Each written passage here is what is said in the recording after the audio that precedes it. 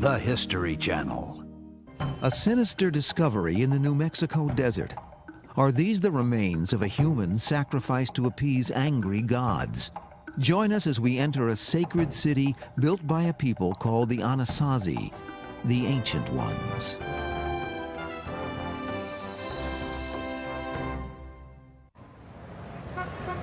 Today, most of the world's population lives in cities, surrounded by a man-made environment.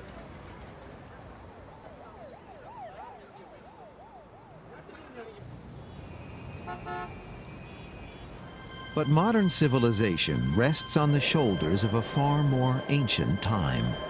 A time that speaks to us only through weather-beaten ruins and legends handed down from generation to generation.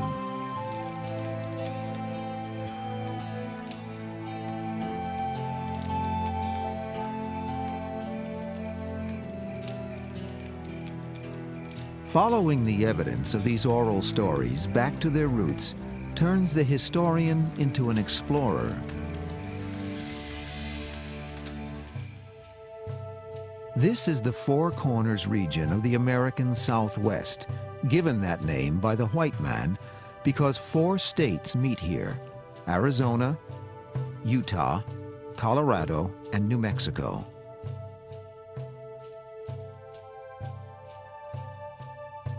But to the native people, this is the land of the Anasazi, the Ancient Ones. They are long gone, yet it is said their spirits are still a powerful presence here. In the fall of 1897, a rancher named Richard Wetherill was lured deep into this remote and barren land by a story about the Anasazi. His fascination with the Ancient Ones had begun 10 years before and hundreds of miles away. Looking for cattle which had strayed from a grazing herd, he had made a staggering find. The cliff dwellings at Mesa Verde in Colorado. These spectacular buildings and the artifacts they contained were concrete evidence of a highly accomplished civilization which had simply disappeared. Later, Wetherill found similar sites in Utah and Arizona. But all these places were, so the legend said, dwarfed by something far more spectacular. Wetherill was looking for a fabled city, older, bigger, and richer than anything found so far. He had no maps, no specific directions, just the stories and a Navajo guide he hoped he could trust.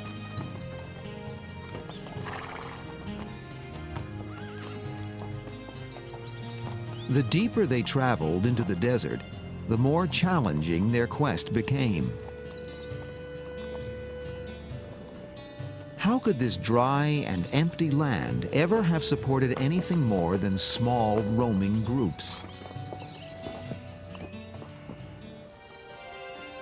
Sometimes belief is rewarded. On an autumn afternoon in October 1897, Wetherill and his guide entered a deep canyon and stepped into the past. They had discovered an ancient hidden world.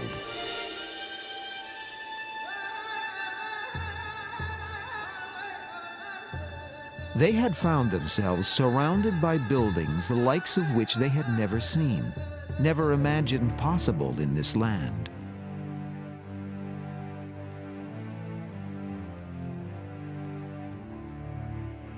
Freestanding buildings, some as tall as 5 stories. One building alone, which became known as Pueblo Bonito, contained more than 650 rooms. 200 yards wide, but 15 miles long, Chaco Canyon is the site of a dozen massive complexes.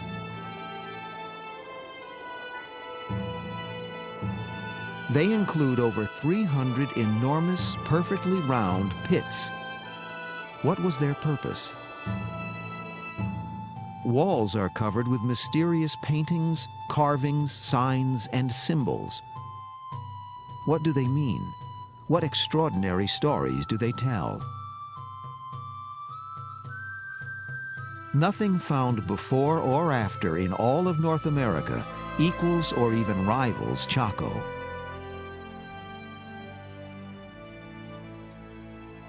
Wetherill and the archaeologists who followed him were astounded and entranced by the pottery they found, the weapons, the tools, the jewelry, artifacts of every kind.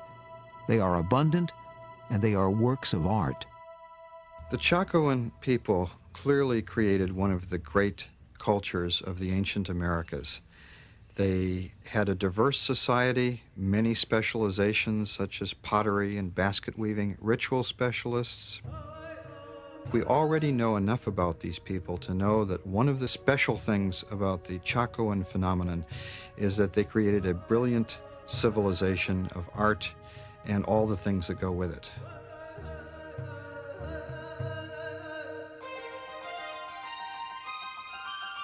The Anasazi were fascinated by the heavens. They were sophisticated watchers of the sky. Many believe these 1,000-year-old markings record a spectacular astronomical event, a supernova. A supernova is an exploding star way out in the galaxy, but for a month or two, that single star can outshine the other 200 billion stars of the galaxy. And there's evidence from Chinese and Japanese records that on July 4th, 1054, a spectacular new star appeared.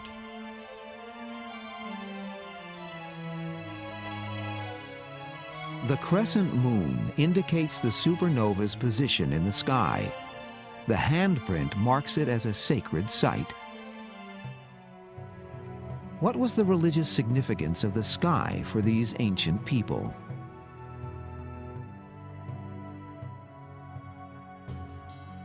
Wetherill also made a grisly and disturbing discovery. In a small room, he uncovered a mass grave containing 14 skeletons. Each is covered with exquisite turquoise jewelry. One of the figures is draped with more than 4,000 pieces of the semi-precious stone. He is almost certainly a man of high-ranking status. The other 13 are women, and the evidence is clear. They did not die natural deaths. Wetherill's wife, Marietta, visited the site and speculated about the violence and its meaning. The skeletons of 13 women were lying against the wall, clear around the room, and every one had a hole in their skulls. They were his wives, perhaps, to go to the afterlife with him. The Diary of Marietta Wetherill, 1897. There are other burial sites in Chaco Canyon, but none like this one. An even larger question baffled Wetherill.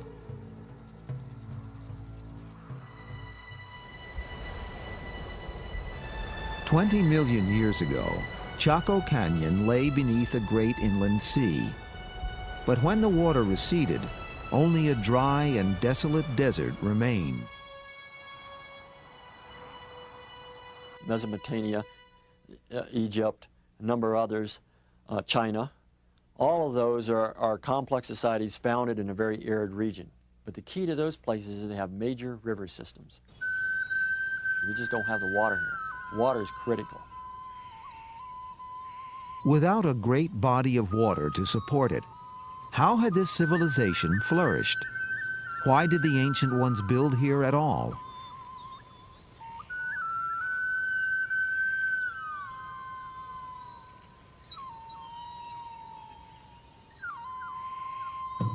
The canyon walls provided the stone for the buildings, but where did the wood come from?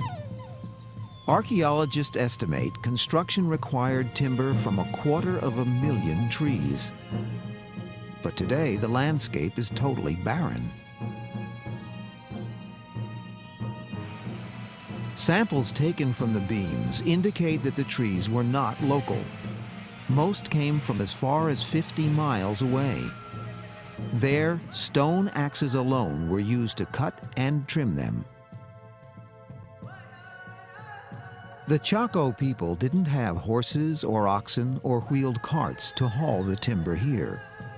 Archaeologists have calculated that the Anasazi were only here from about 900 to 1250 AD. Yet with ingenuity and determination, they mastered their environment to create magnificent monuments of wood and stone. Above all, the Anasazi lived in harmony with the landscape. In their stories, the land itself was seen as holy. Yet there is no question that the people who once lived at one with this land are long gone. What happened to them? Did some single terrible calamity drive them from their city? Where did they go? A snake may seem an object of horror and fear, but for Native Americans, snakes can have a magical power. In 1925, a photographer was permitted to enter a Hopi Indian settlement in northern Arizona. It was a rare opportunity to capture something never filmed before or since. Rites little changed since the days of the ancient ones.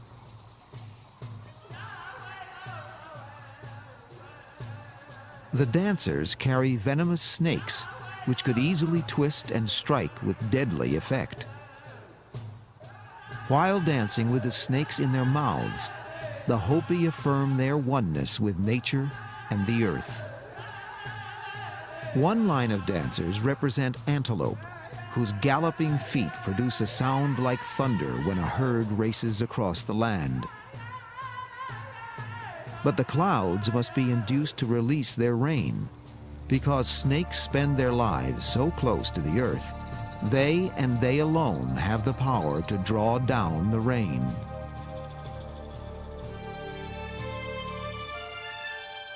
Rain is the key that unlocks one of Chaco's greatest riddles. The Anasazi were a wandering people, nomads who lived off the land. Then 1,000 years ago, they stopped wandering and began building here in this parched and barren land. Why? The puzzle was solved by a new scientific technique, dendrochronology, the study of the tree rings in the timber used at Chaco. They provided a startling revelation. About 1,000 years ago, the weather changed. An era of record rains began.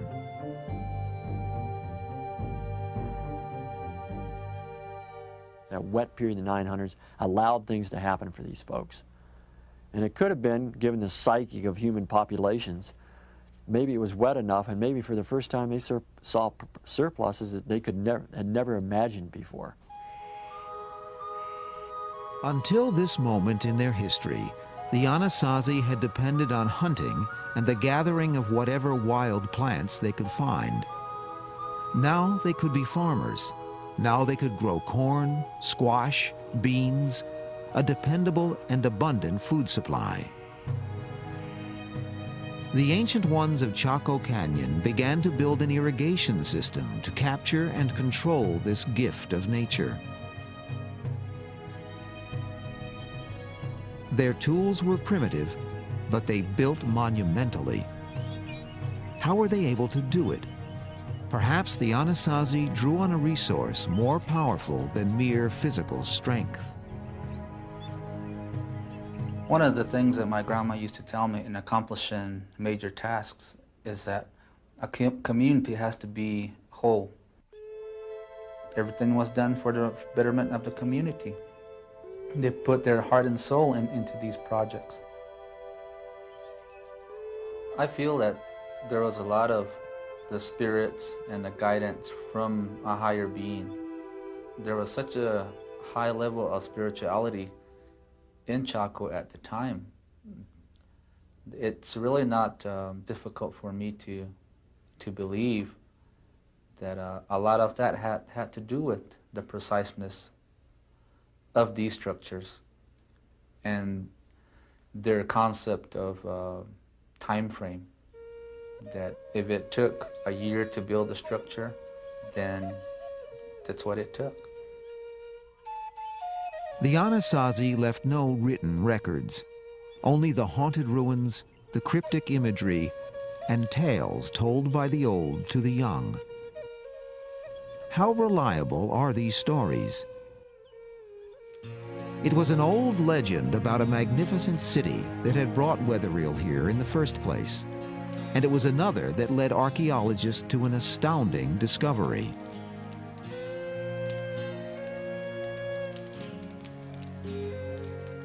It was said that the ancient ones had an immense road system. Archaeologists found nothing more than short, narrow paths, apparently a story exaggerated in the telling.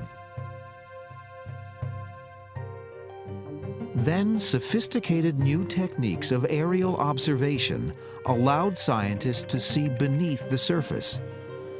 A vast network of roads, long obscured by sand and silt, suddenly appeared. We know that the canyon itself was the heart of a world that stretched out towards the four quarters, with long, straight ceremonial roadways that run out to so-called Chaco outliers, 30 or 40 miles away in many cases. But why were they so wide? Some were 40 feet across, as broad as a modern city street. Some were carved into the sheer vertical cliffs of the canyon.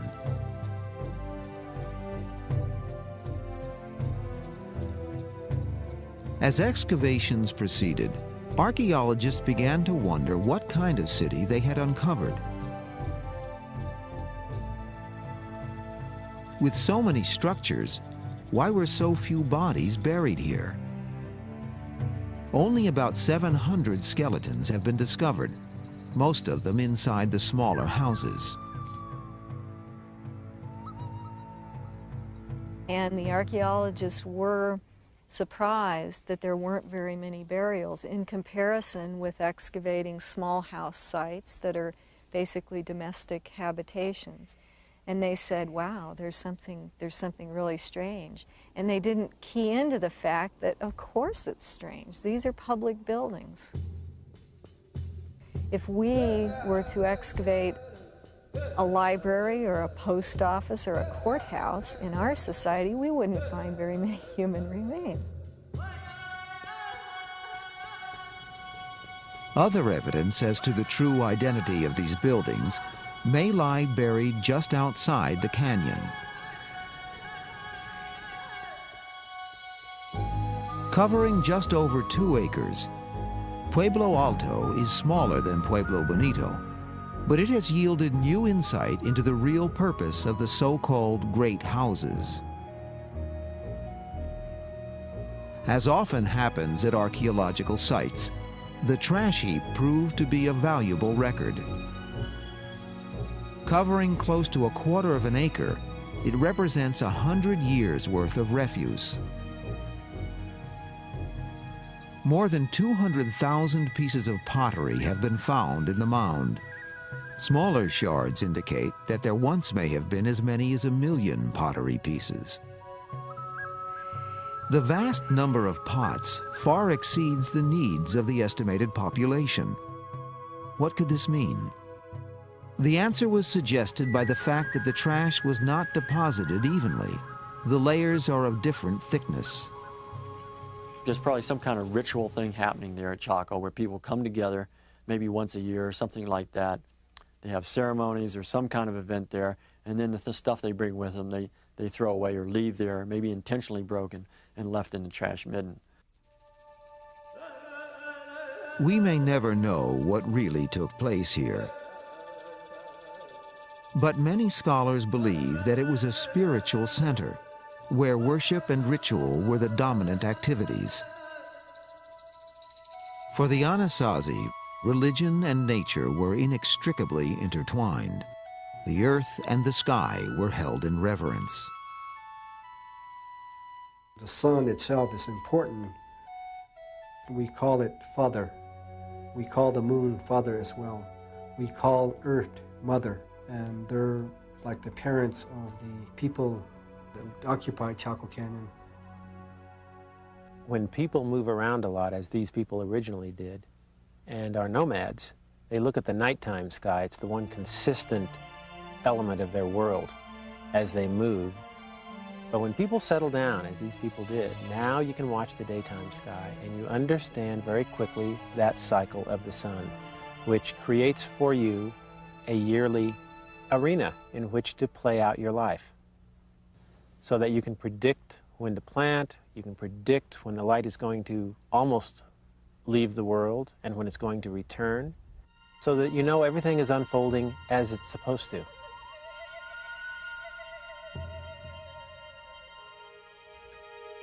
Of the many images at Chaco, none appears more frequently than the spiral.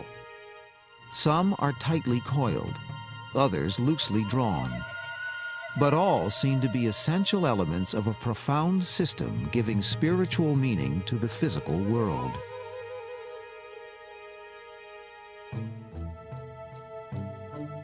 The spiral etched into the magnificent Fajada Butte is part of an ingenious mechanism for tracking the movement of Father-Son. It is located behind 3 enormous stone slabs. Every year, at the summer solstice, the longest day of the year, a shaft of light begins to crawl across the spiral at sunrise. Then, around noon, it happens. A streak, known as the sun dagger, slices directly through the center of the spiral. A central event of Anasazi life, the full ascendancy of Father-Son, has been marked. The calendar is secure. The cycle of life will prevail. Mother Earth will continue to produce.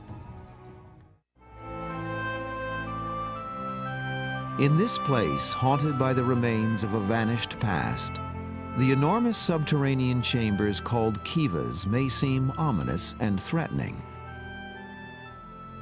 But for the ancient ones, they were the place where the sky spoke to the people.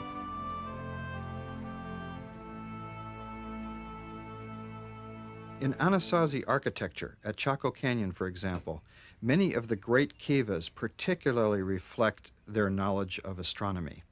And we think the circular shape reflects the view of the heavens as almost the bowl of the night sky.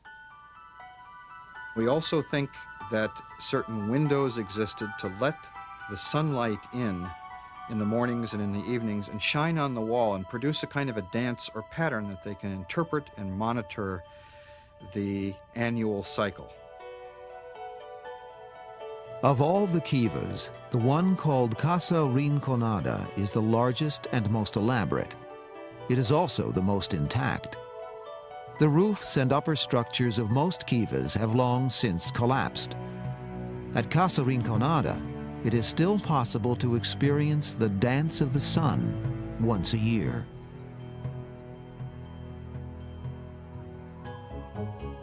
Here at sunrise on that longest day, June 21st, a magical moment occurs. It is an event that has played out on these silent stones for nearly 1,000 years. The dawn light pierces the kiva through a small window at the top, painting a golden rectangle on the wall opposite. Slowly, the shaft of light crawls along the stony face to illuminate one niche that receives no light at any other time of the year. You can imagine the darkened interior of this enclosed underground kiva, like a great silo, and the priests and other people waiting in the darkness for the dawn and the light of the midsummer sun shining through the window and illumining a niche that probably contains some image. I think we'll never know what it was. The kiva is a place of living wonder. For many, this is where the spirit of Chaco is strongest.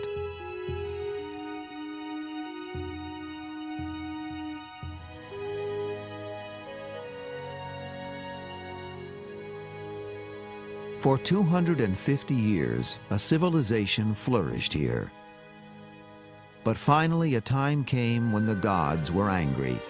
A time when the land was robbed of its most precious gift, the rain. 1150 to 1170, very, very bad drought. And it looks like, because I would say there's a major depopulation of Chaco Canyon. Each one of those successively seems to be one of the worst they've seen, for hundreds and hundreds of years. The great era of rain, which had allowed the birth of Chaco, began to falter, and then gave way to relentless drought. For people who believe themselves personally bound to nature, even drought must have meaning. If you anger the gods or the spirits that hold the rain, then they would just withdraw that privilege. We're told that if we go into a ceremony, if we go into an activity without our whole mind, body, and soul, then our prayers might not be answered. There was constant need to placate the gods. Rituals passed down from ancient times, as captured in this rare film, suggest what may have happened. During this Hopi rain ceremony, the clans gather to compete in sacred games, much as the ancient Greeks held Olympics to honor their gods.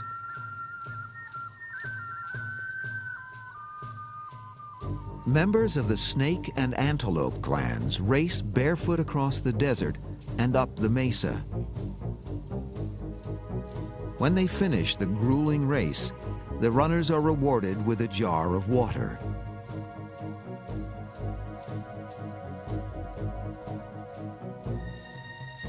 It began as a holy rite, but as the years passed, did the people of Chaco develop too great a pride in winning?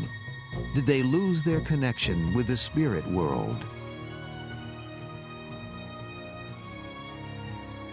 It's almost impossible for the mass to make that connection. But if one individual within that mass can make that connection, then because of that one individual, nobody knows who that individual is. But if one individual can make that true connection, then the spirits that reward such efforts will reward the Pueblo with rain. Could it be that a holy man of the Ancient Ones failed in his duty? Perhaps that is the explanation for the mysterious grave, the one great man and the 13 murdered women. Were they a sacrifice, an attempt to atone for angering the gods?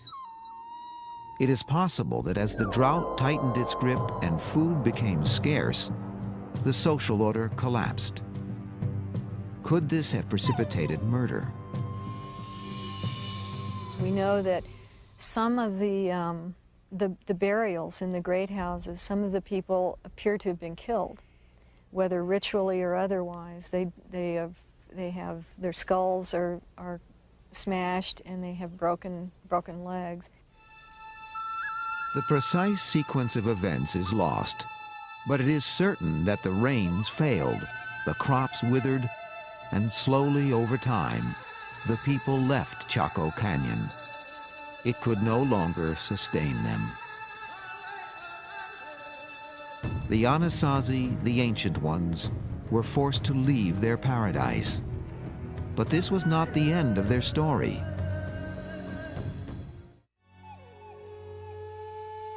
To many Native Americans who live near Chaco, pictures on the canyon walls called anthropomorphs are records of the distant past. They are believed to document the beginnings of the Anasazi, who originated underground. I've had Pueblo peoples tell me that when they see the anthropomorphs, for instance, they'll occasionally say, well, that's when we had tails. That's when we lived in the earlier worlds, and we were of a different form then. To the religious of all faiths and cultures, humans and gods communicate, and events have a meaning far richer than mechanical cause and effect. Perhaps the gods always intended that the people leave Chaco. Once they got up on top, they started migrating in the southerly direction. And Chaco Canyon was about one of the stops in this migration route. We are in a journey. We've been on a journey since our ancestors came up through the underworld. Our journey isn't built on just 100 years or 1,000 years. There's no time frame. I don't know where the journey is going to end. The Chaco people did not vanish. It is now generally agreed that the Hopi, the Zia, the Zuni, and the other Pueblo people are direct descendants of the Ancient Ones. The Navajo may not be. They seem to have arrived in the area long after the Anasazi left. But Anasazi is a Navajo word, and some scholars regret having taken it up.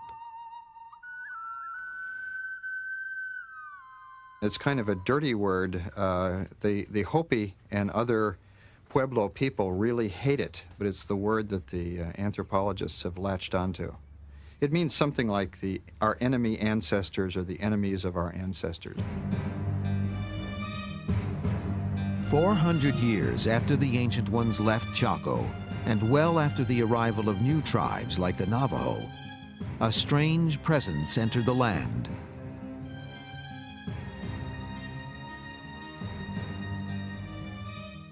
Pale men with beards riding large beasts never seen before.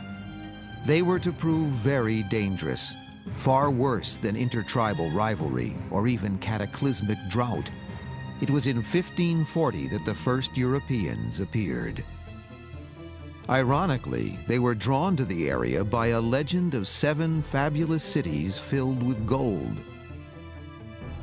Was it Chaco Canyon they had heard of? By a tragic twist, had the city of the Ancient Ones brought these destroyers.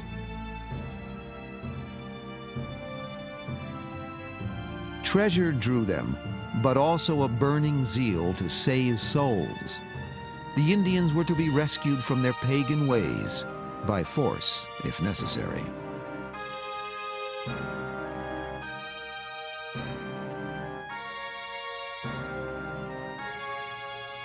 Native American holy men were tortured and killed. Ritual objects were destroyed.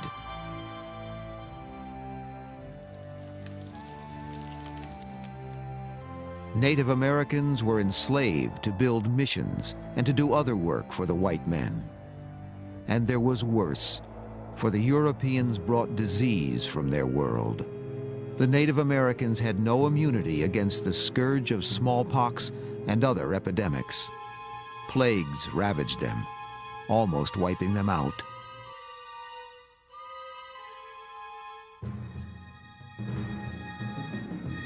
There were uprisings against the Europeans, but ultimately they failed. The great migration of the people from north to south was stopped.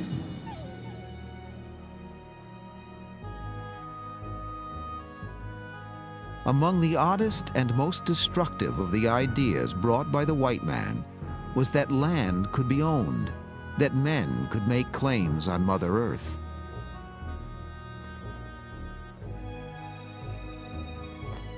The authorities would impose new values and beliefs on every facet of Native American life. Their culture was suppressed. Their proud long hair was cut.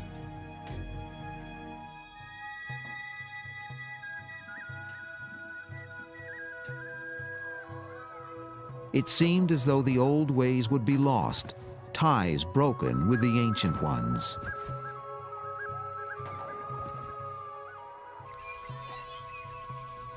But it was not so. Often in secret, the rituals and the stories continued to be handed down. And Chaco Canyon remained, remote and enigmatic, a secret place haunted by the spirits of the Ancient Ones.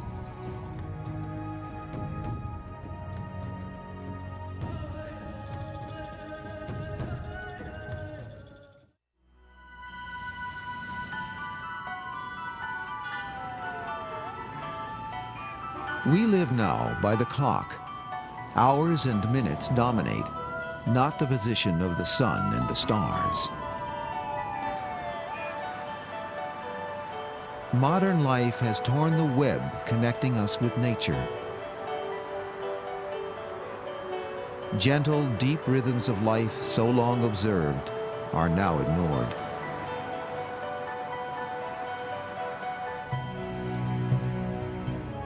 But Native American tradition has always maintained the connection with nature. If you're going to go hunting, you have hunting spirits. If you're dancing for rain, you have spirits that assist you in making those things happen. If you're going to compose a song, it's not something that you as an individual were able to compose. It's the spirits giving you the ideas to be able to compose the song. For the descendants of the Anasazi, Chaco Canyon is a place where that timeless connection with nature endures. For modern scientists, on the other hand, Chaco Canyon remains an intriguing detective story. Why were its roads 40 feet wide? How was the timber from 250,000 trees brought here by people lacking horses or oxen or carts? What is the meaning of the sacrifice of the 13 women? Why is there so much evidence of violence in what otherwise seems to have been a peaceful world?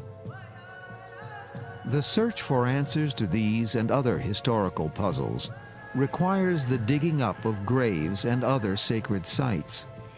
But for many Native Americans, this is sacrilege. We go to those locations. We ask permission to be there on site. We ask for forgiveness of those people that have gone before us and have excavated the site. Then we ask the spirits to continue to be the givers of good and to be the givers of life. This spot may have significance that's beyond our understanding. It might have had to do with one group of people comes here and something good happens to them, and then this place retains a value that's beyond what it does. The value doesn't preserve in the dirt, you might say. We can't dig it up and say, oh, they're here because of this. Should Chaco be treated as an archaeological site or a place of living worship? How much disturbance is tolerable? Where should the line be drawn? I feel that it's disrespectful to just allow anybody to enter Casa Rinconada at any time. And only in the right frame of mind are people supposed to answer. Entering a kiva is significant to journeying back to the underworld where we originated. And that in itself is an activity that we don't hold lightly. The people believe they were born deep inside the earth. In time, they came to the surface, took human form, and began their great historic migration to the south. They paused at Chaco Canyon, built a great civilization, and then moved on. Modern life and modern rules block the way. But for those with faith, the journey will resume. Who knows, maybe another 1,000 years, there isn't going to be an Albuquerque or a Rio Rancho. And at that point in time, we'll be able to continue our journey. One day, the remnants of the modern age will be the last evidence of a vanished civilization. One that will challenge the archaeologists of the future to take their own journey in search of history.